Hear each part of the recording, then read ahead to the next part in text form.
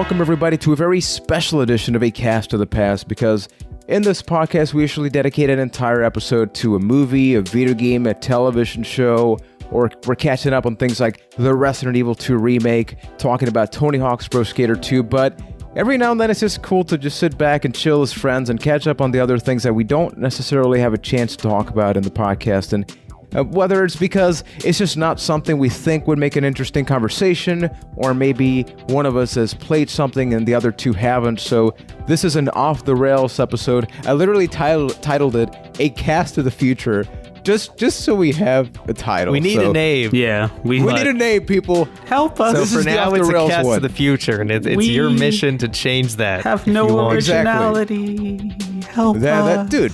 You know, off the rails isn't that bad either. Yeah, off the rails. Now that you say it, it's like the old Michael Landsberg show that you guys probably have no idea what I'm talking about because it was Canadian only. Correct. Off the Record. I have you never heard idea. of Off the Record? Oh wait, I have heard of that. A lot of wrestlers. Did he interview a bunch of wrestlers? Yeah, like a bunch of wrestlers from the Attitude Era would be on it. Yeah, I'm gonna that's have to like look one of that the up. five one of the five off-character Undertaker interviews that exist, isn't it? It's the show where Sable told China that she was on steroids. Oh Wow, that is amazing. Good also times. amazing is that my name is Juan Velas. I'm from Puerto Rico.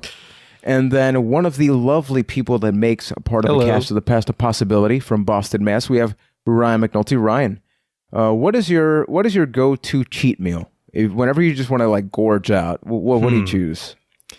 Pizza, probably pizza. Cheese, pepperoni. My ideal pizza, probably sausage, pepperoni, onions, maybe peppers too. I'm just gonna throw this out there because I feel this is a natural conversation whenever we talk about pizza. Pineapples.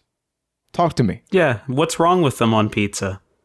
Right, A Keith? Hawaiian, from London, Ontario. A Hawaiian I'm pizza not is hardcore fine. against it. I'm not hardcore against it. I am more like I will never order it, but if you put that in front of me, I'm probably gonna eat it. But it's not ideal. I eat a lot of pizza. I actually started a pizza review Instagram that I've been doing. Really? Which I don't even think I've told you guys Why about. haven't you plugged this here before? Yes, Jesus, plug your Instagram. I somehow grabbed the name Boston Pizza Reviews. So if you want to check that's it out. a good get considering the restaurant chain Boston Pizza. Considering I'm like 5 years late to the Instagram game, it's not bad. But it's made me a lot more critical of pizza. But don't get me wrong, I'll still eat Domino's like nobody's business. So don't worry about that. I have a question for you. Yeah. Domino's Brooklyn pepperoni. Is it the greatest pizza ever made? Brooklyn. Okay, so it's got the super large. It's like a thin crust with just like giant pepperonis on it. It's definitely not the best. If I have to go Domino's, I'm definitely going deep dish style because I think that is their best option. But pizza, now I always like to go local. And in fact, when I went on a trip to New York, I went to maybe 5 different pizza places because I wanted to try so many places. I was there for 4 days, I think. Okay.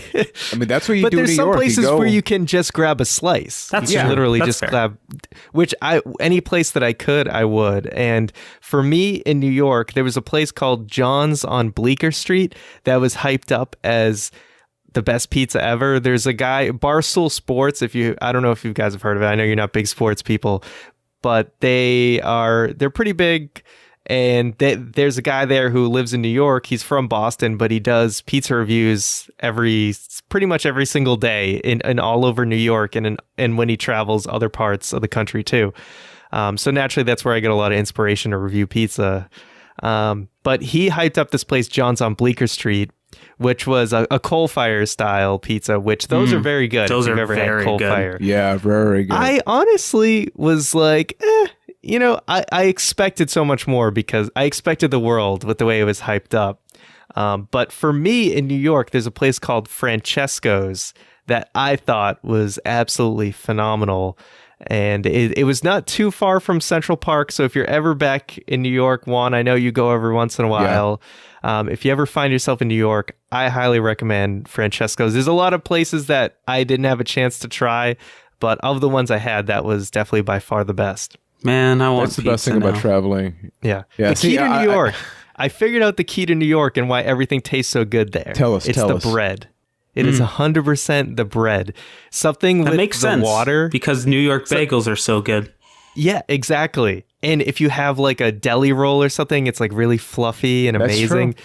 It's the bread. So it's the crust of the pizza that makes it so good. Because I was reading an article about the water, apparently. I read that the other day. Yeah. Yeah. There's a combination. So apparently it has, I forget what the content of the water is, but it's a thing called like soft water is the term they use. And apparently the only place besides New York that has softer water, I'm using finger quotations for the audio listeners, is Boston. But the thing is, it's apparently like a Goldilocks thing where Boston water is too soft, but New York water is just right. And that's why all the bread tastes so much better. So there you go. The biggest thing with the pizza, I concede to you is you have the best bread. Man, I'm gonna have to go there. Don't talk to me about sports teams. All right, we got that on lock.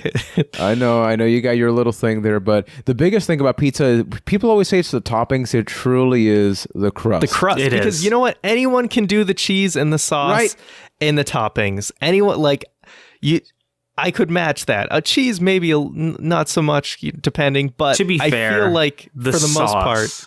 The sauce can make or break a pizza just as fast as a crust It can, but I feel like most places can get that right, and it really comes down to the crust, and that's how New York wins out most of the time. How fascinating is that? When you think about the complexity of the pizza, and I love that naturally this became the episode of many ways right now, where notice how people always talk about the cheese, yet when you think about what is easier to just replicate, because you can just buy any cheese, but the sauce is so key. And then we talked about the crust. So the cheese is what everybody talks about because when you bite, that's what you see like being pulled, the mozzarella. Yet it's arguably the least important or least interesting ingredient from the entire pizza. Yet it can be so key. I mean, a good crust can really make or break a pizza. I mean, think about some people were against when Domino's changed their crust. But to me, when they added the seasoning to the crust, I thought it was infinitely better. I agree. So what's your take?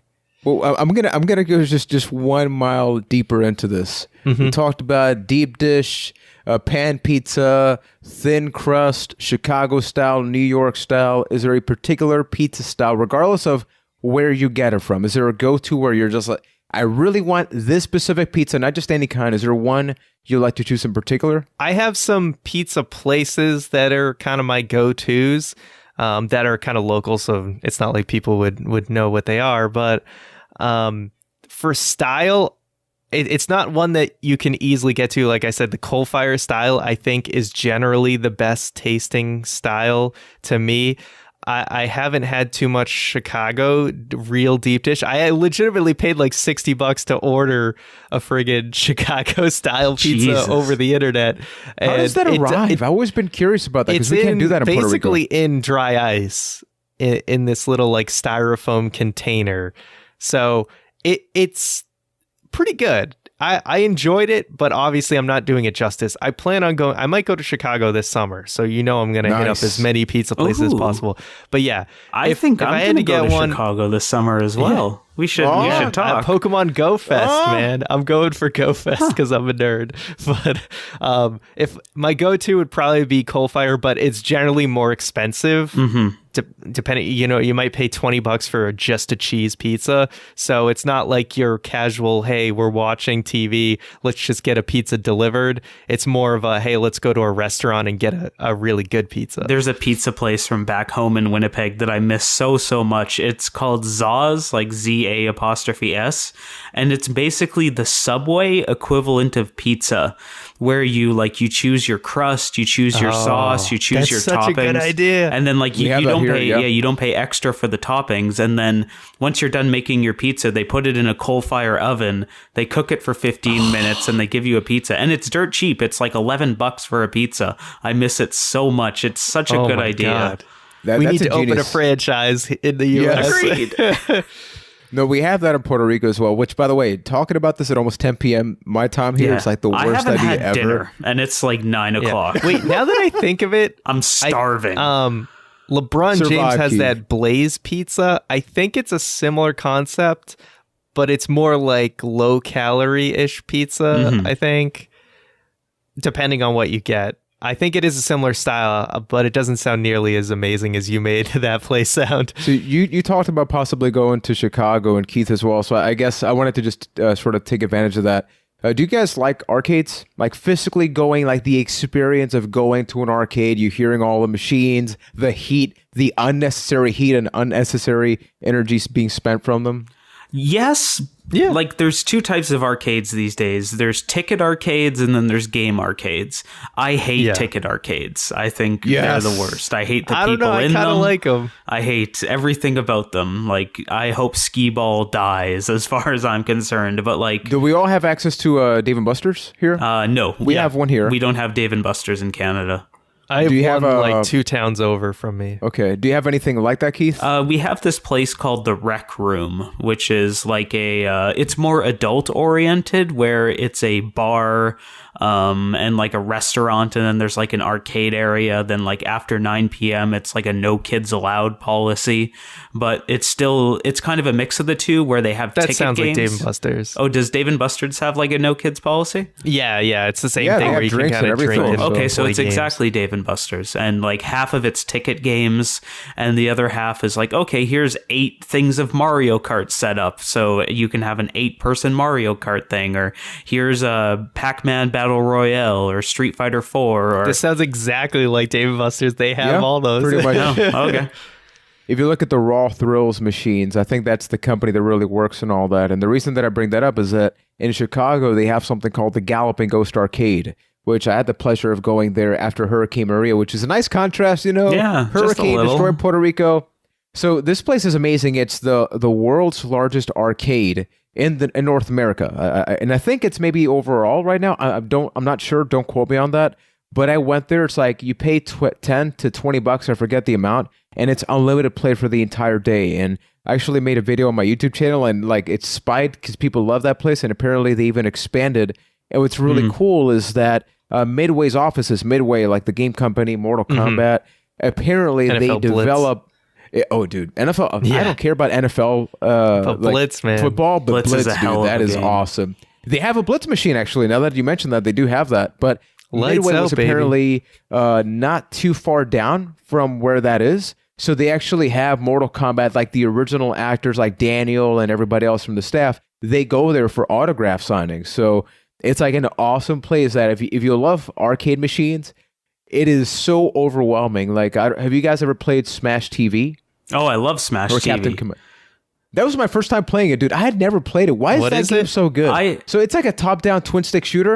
I but it's like also old school. played like Smash TV really late in life. I played a lot of Robotron as a kid, and I thought that was Smash TV, but then I went back and played it. If you don't know what Smash TV, it's like a top-down shooter where it's one of those ones where you can shoot in all directions, and you're kind of in a room, and you need to clear waves to move on to the next room, and you get power-ups and stuff like that, and then eventually you'll hit a boss. It's super bloody, super violent. They really play up to that. Smash TV is a great game. So if you guys could play like just a random arcade game for whatever reason now, is there one that you would love to just go back to? Is there anyone that you did go back to back in the day? I would say my favorite arcade game of all time is Tekken 3, where I never owned Tekken 3 for the PS1, but God, I must have put about $300 into my local let me try that again and use my words. My local Tekken 3 machine at a place called Topo Gijo's in Winnipeg. Topo? It's an interesting name. How do you spell that? Yeah. I couldn't tell you. I wonder if Topo Gijo still exists. I'll have to look. Say that 10 times. What about you, Ryan? I'm kind of old school in that I love the claw machine games. I just really like winning the prizes. And I think this past summer, I went up, I think it was actually Labor Day weekend. I went up to New Hampshire. Interestingly, there's Fun Spot there, which is actually one of the biggest arcades in the country that was featured in King of Kong, the documentary about the Donkey Kong arcade game. Yeah. But there was also in Laconia, New Hampshire, there's Wares Beach. It's kind of like a strip where near the ocean, and they have some arcades kind of open that you can kind of walk into and whatever. And there was they add a bunch of Pokemon plushes in some of these claw machine games, and yes, there's like a Wobbuffet somewhere behind me and an Eevee that I ended up winning, and they're now up on that shelf in the back. Yeah, because of that. And there was they had some Gen 7 starters that I was desperately trying to win, but they just weren't in good positions. But yeah, that was a big one. And one I haven't played in a long time, but my cousin and I, in that same arcade when we were kids, when we used to go to New Hampshire, we were super addicted to Time Crisis, which you played on the console. It's not the same as the arcade with the pedal and the gun. Which one did you like? Because we had the first Time Crisis. We've 4. had like 5. I think 4 was the one I played a ton. I love to play the second one, but my favorite arcade game, and I remember there was a place in Puerto Rico called Humacao. Like now that's got Sam's Club, that's got Walmart, but back in the day, Humacao was only known for the beach. So you go there to the beach, and there was this one, not even like coffee shop. It's just like, this souvenir / grocery shop. Okay. But for whatever reason, they had a Knights of the Round machine. And that was and a Metal Slug. Knights of the Round and Metal Slug. And that combo right there, because with Metal Slug, I love the sprites, the animation, that when you shot, that you saw the gun recoil. It was super fun, engaging. You could play that a multiplayer. And then Knights of the Round I loved because of the fact that I don't know if you guys played it, but as you leveled up your character, you would actually see the armor change. And I love me some old school beat 'em up, so I love those two games. Guys, real talk. I want to open up a barcade one day. I think that's my life goal, to make enough money to open up a barcade. Surprisingly popular. There was another barcade type place that actually opened in Boston I went to a couple of years ago. It was really small, but they really packed a lot of games in a pretty small area. You really, as our generation, the millennials, have kind of come into drinking age and are now kind of young professionals in the working world, I feel like we're the generation that's not gotten away from video games. We never grew out of them. So it makes sense that you're seeing more and more of this pop up, because we're the first generation likes video games. Of that. That's a thing. Like maybe a few years older than us, but the Atari wasn't around till the 80s, right? So people our age are the ones, like, we're the prototype for that. A lot of people kind of grew out of it, but I feel like people our age and younger, it's something that's stuck with us that hasn't left. I think especially when you go back to like NES, because I think it's like from NES and after, did you had not just great games, but like memorable characters like Mario, etc. So like, nowadays you go down the street, what do you see? Mario shirts, Zelda shirts. Like in the 90s, that would be seen as Minecraft like, creeper. Yeah, I used to never see that stuff. Like they barely had any Zelda merchandise when I was a kid. Now it's everywhere. Mm-hmm. Just type Zelda merchandise. And okay, something that I've always been curious about. Do you guys know how there's all these websites that sell retro themed gaming shirts? But I guarantee you, they have probably no licensing from like Nintendo and stuff. So how do they get away with it? Go to a Comic-Con and see how many bootleg ass t-shirt stores there are. Like there's just people at the Comic-Con that's near me that straight up just have a booth with a printer and will print any copyright material onto a t-shirt. I bought a Metal Gear Foxhound t-shirt from them, and I didn't realize till after, like, probably illegal. And I think it's just a case of they can't, unlike Pokemon, you can't catch them all, so they can keep doing it. Yeah, if you're small scale and kind of under the radar, not that I'm advising anyone, but you could probably get away with it. So talking about like Comic-Cons and stuff, to sort of begin to close this off, we've talked about pizza, arcade. You guys have gone, we've collectively gone to WrestleMania, talking about like these big spectacles. Talking about movies, video games, is there like a big event that you really see yourself wanting to go? Because as time has gone by, we have Twitch now, right? So you can go to an E3, but arguably it's actually easier and better and more productive to stay at home than it is to fly out to California. So now, with all that accessibility, is there something you feel it's actually worth going to that you haven't? Well, I stated earlier I'm going to try to go to Go Fest, the Pokemon Go event that if they do it again in Chicago like they have the past 2 years, It should be pretty fun. It's a good excuse to travel and go to Chicago. Like I said, I want to try the pizza anyway. But normally they do an event there for the game. Ton of people show up. They have all these kind of special spawns and stuff, and it's a good way to just hang out with like-minded people who also enjoy the game. It's another one of those type of community events that I think could be really fun. The first event that they did was a total disaster. Oh my God, I'll never forget that. They were completely unprepared for it, but it seems like last year went really well.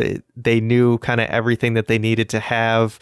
I'm sure they had the extra cell phone towers this time because last time it was a total disaster. That a convention about a phone game was so overloaded that people's phones wouldn't work is just the sweetest thing in the world. Yeah, You had one job. You had one job. Mm-hmm. And what about you, Keith? For myself, I've never been to PAX yet, so PAX is a big one for me. But beyond that, like, I'm not the person to seek out Comic-Cons or seek out things. Like, I've been to a few WrestleManias. I've been to 3 now.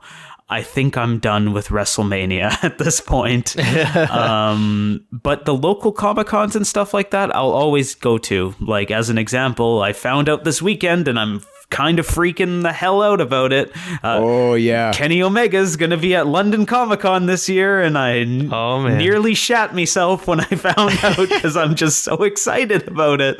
So stuff like that I'll always go do. There's rumors that there's another huge Comic-Con around me called Niagara Comic-Con that's in Niagara Falls. There are rumors that The Undertaker going to be there. Can't not do that, right? So I won't... that $25,000 appearance fee. Exactly. Shell that out, Keith. So stuff like that I will definitely do if it's in like a close distance to me, but after doing a few WrestleManias, like I kind of stray away from it in the way that all of the holidays that I've taken pretty much over the last decade really have been to go to an event, to go do something. I think I'm hitting a point where I just want to take a holiday to go to a place and do whatever I feel like not actually feel relax. Relax and not be on a schedule like, hey, I got to hit this event at this time, that event at that time. After a while it just kind of, you get over it. So beyond PAX, I don't see me doing much more of that. Like, I will probably never go to San Diego Comic-Con or something like that, and I am perfectly okay with it. Yeah, I first went to a PAX last year. I went to PAX West, right? Yeah, PAX West. And that is exhausting. Like, there's the saying that you need a vacation from the vacation. And it's absolutely true because there's so much to do that by like the second day, you're just thinking to yourself, like, dude, I don't care. Mm-hmm. I'm so tired of walking and the people and the smells and all the different situations that are just awful because people don't like to wear deodorant. We talked about that and the best ofs. So that's not a best of moment, but we talked about it in the best of episode. I do want to make that clear right now, but good clarification. I would love to go to PAX East because not only would I get to meet, I'm waiting for Ryan you guys. Again, yeah, I'm waiting. I'm sorry, I'm right here. I was going to this year, but then SummerSlam is in Toronto. I thought you said you were done with the friggin' wrestling events. What there the was hell, an asterisk, Ryan. I said I was done traveling for WrestleMania or for wrestling events. Oh. Fair enough. Toronto's 2 hours from me, so I want to see you here 2020 then. I will. We got to work something out. I will do my best. We'll talk after the show because we could plan our Chicago trips near each other. Oh, and I can just enjoy the pictures on social media and cry because this is the saving year. This is the year to save some of that money, guys. So I got to be doing that. But I love that we had this sit down and just totally random conversation. Yeah, that just we naturally didn't even flowed. Hit what we wanted to talk about, but we'll save that for next time. It's topics on my plate that we can save it for another time. Exactly. But guys, if you want us to do more episodes like this, whether you're watching or listening, please let us know with a thumbs up on YouTube. Consider subscribing to the channel. Super important. You hear this on other channels, but it's true. That notifications bell on the right side, YouTube is super annoying because subscribing is not enough. Subscribing only puts you in the list of subscriptions. The notifications bell is what actually allows you to see the new videos that come out. And if you're on your favorite podcast app, you can send us a 5-star review. And don't forget to join our Discord channel at acastofthepast.com/Discord. We're also across all social media. You can feel free to share the different clips that we work on for the show. we just want to make sure that this is fun. So that's why we took this time to just talk about literally anything. And it seems like at some point, we got to go to an arcade together and have some of that pizza. So agreed. That's 2030. A Cast of the Past 2030. We'll go to a barcade. We're going to make that happen. I'll get schmammered. Y'all can play some video games. No, actually, what's going to happen is you got to open up the damn barcade so Ryan and I can freeload off of you. True. All right. Done. Ryan, you got to make sure this episode goes up on YouTube just for historical purposes. So Will do. It is in the record books. But guys, don't forget you can check out our backlog talking about A Link to the Past, the Resident Evil 2 remake, the original Resident Evil. We talk about the Super Mario Brothers movie. We have a wide variety of episodes available, so the evolution of this podcast known as A Cast of the Past will continue as we cover 80s, 90s, and so much more. So Keith, because this is off the rails, I'm gonna break the cycle of A Cast of the Past and leave people with a positive note about life, as only Keith could do. Oh, do I have to say something motivational? Yep. Keith has to. Every day is a new beginning. So take the darkness of yesterday and let it lead you into the light of tomorrow. Wow. That's almost like a real saying. Yeah. It's almost like he probably saw that this morning from a coffee cup and said it. But thanks for watching, everybody. Hi. Bye.